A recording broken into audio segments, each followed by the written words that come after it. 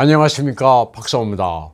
우크라이나 사태가 계속되고 있는 가운데 일본은 확실히 우크라이나를 응원하고 있습니다. 이런 가운데 우크라이나의 여성 뮤지션 카테리나가 조국의 비극을 일본에서 음악으로 알려 신금을 울리고 있습니다.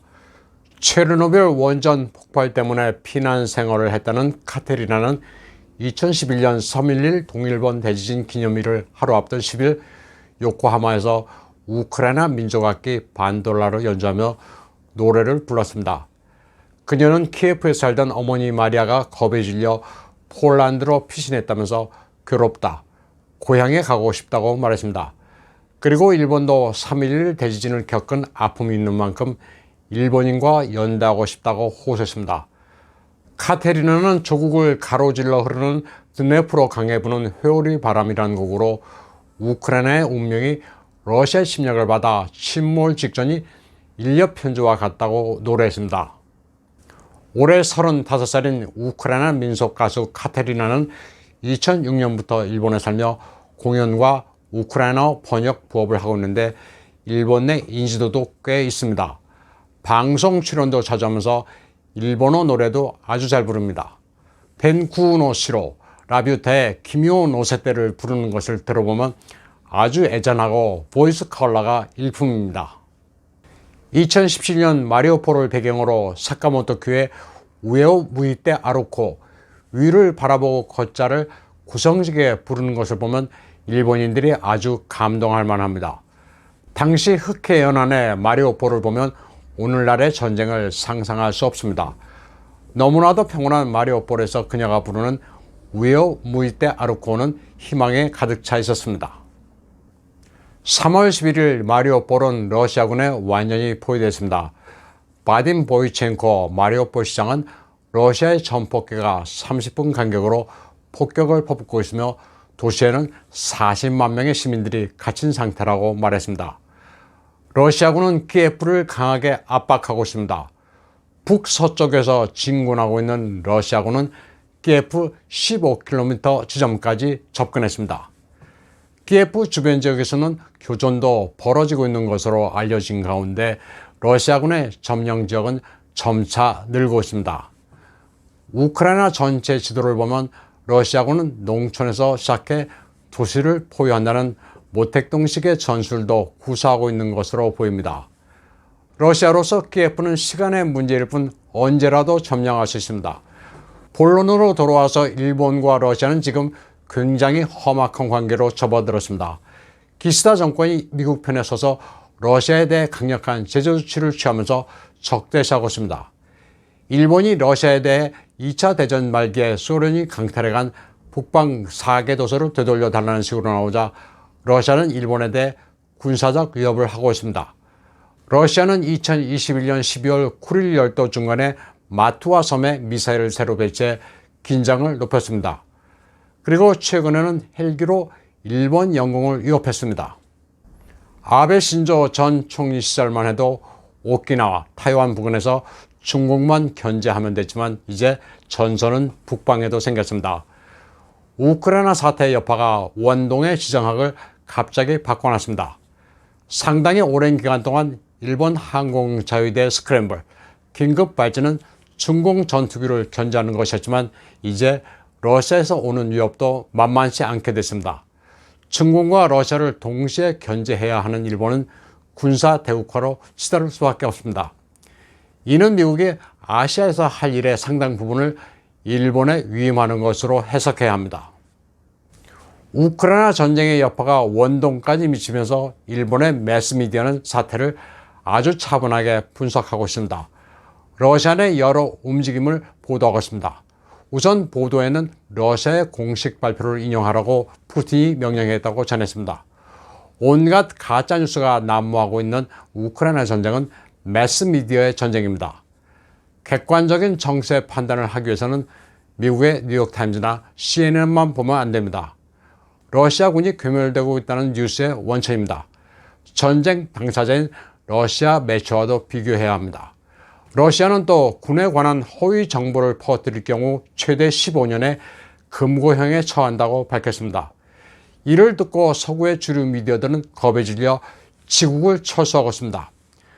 보도도 안 하고 도망치면서 러시아의 언론 탄압이라고 주장하고 있습니다. 또 구미 미디어의 웹사이트를 차단하는 한편 페이스북, 트위터의 접속을 차단했습니다. 또 반전 시위자들을 대량 구금하고 있습니다. 러시아 전국에서는 수십만 명이 반전 시위를 벌이고 있습니다.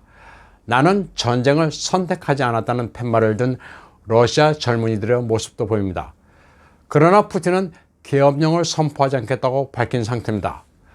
러시아는 언론 집회의 자유가 있다는 게 푸틴의 입장입니다. 다만 정도가 지나치면 주동자만 잡아들이면 된다는 겁니다. 반전 시위도 있지만 전쟁을 응원하는 시위도 있다고 보도하고 있습니다. 모스크바에서는 운전자들이 러시아 삼색기를 들고 나와 우크라이나에서의 특수 군사작전을 응원하는 차량 행렬도 벌였습니다. 전통적으로 러시아에서는 전쟁이 발발하면 군인들을 응원하는 분위기가 강합니다. 나라를 위해 전장에 나간 병사들은 형제이자 자식 같은 존재라는 인식이 있습니다. 이들은 차량에 알파벳 G를 붙이고 거리를 누빕니다. 알파벳 G는 우크라이나에 투입된 러시아군 전차, 장갑차, 군용 차량에서도 눈에 띕니다. 이를 두고 해석이 분분합니다.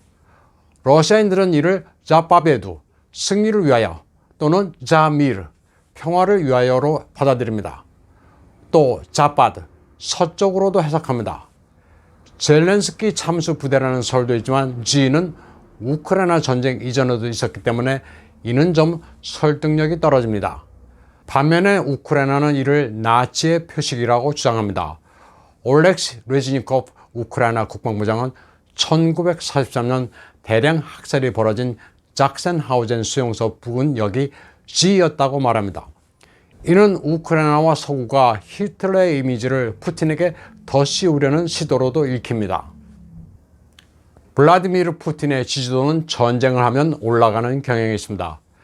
그가 잠시 대통령직을 메드베제프에게 맡기고 총리였던 2008년 8월 조지와 전쟁을 할 때 높은 편이었습니다. 그리고 2014년 3월 크림을 병합했을 때 지지도가 폭등했습니다.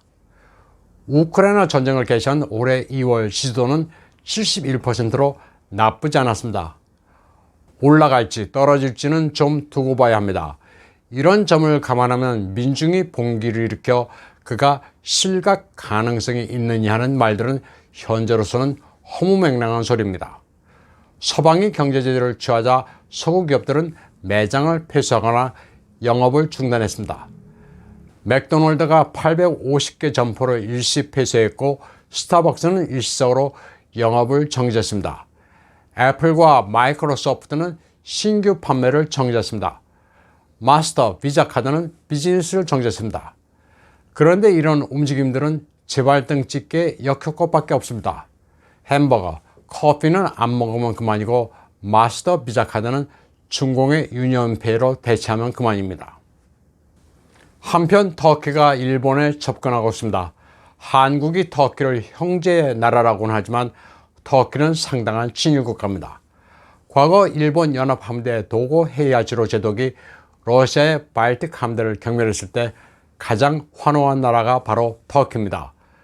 러시아에 척지지 않으면서 우크라이나에도 한 발 걸치고 있는 터키는 우크라이나의 무인 공격기 바이락타르 TB2를 공급하고 있습니다. 바이락타르 무인 공격기는 우크라이나 전장에서 러시아군의 전차와 방공 시스템을 격파했습니다.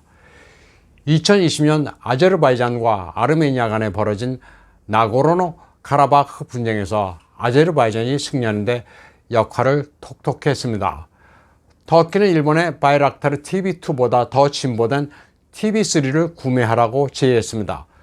최고속도 시속 300km의 6개 웨폰 스테이션을 갖추고 있는 이 무인공격기는 날개를 접을 수 있어 이즈모, 가가 같은 경항모 플랫폼의 안성맞춤이라고 설명하고 있습니다.